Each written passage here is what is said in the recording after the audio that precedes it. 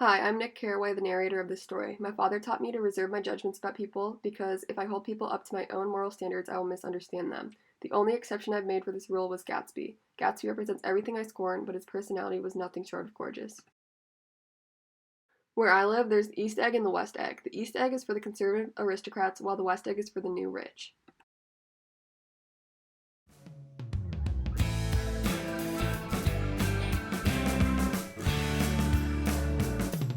This is my house. I live next door to Gatsby.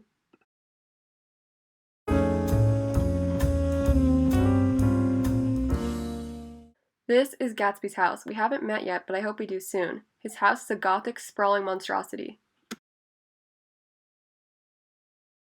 One night, I went to my cousin Daisy's house. She's married to Tom Buchanan. It was an interesting night. I met Jordan Baker, a famous golfer, and Tom got a call from the woman he's having an affair with. When I got home, I saw my mysterious neighbor Gatsby reaching across the bay towards a green light. I was riding on the train going to the city with Tom when he got off at a stop in the Valley of Ashes. The Valley of Ashes is a desolate gray valley where New York's ashes are dumped. Overlooking the valley is a pair of eyes, the eyes of Dr. T.J. Eckelberg. Tom and I pull into Wilson's garage. Tom talks with Wilson and tells Myrtle, Tom's lover, to follow him onto the next train into the city. We end up going to Tom's mistress's apartment in Morningside Heights. Tom invites people over for a small party. I got drunk for the second time in my life at this party. Towards the end of the party, Tom breaks Myrtle's nose. Gatsby throws these elaborate magical parties. One day, Gatsby's chauffeur came up to me with an invite to Gatsby's party. I ran into Jordan at the party. We heard many rumors about Gatsby, that he's a murderer, a bootlegger, a movie critic, a spy. Jordan and I wander into the library and see an owl-eyed man in amazement about how all the books in Gatsby's library are actually real. A man started talking to me about how we served him in the same division in war.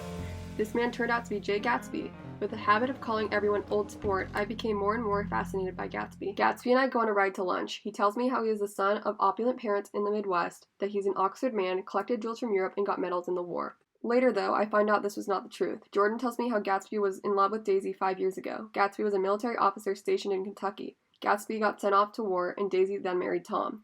Jordan shared how Gatsby lives across the bay from Daisy to be near her. Gatsby forced me to set up a tea party with him and Daisy. At first it was awkward, but then they began to talk and remember how much they loved each other.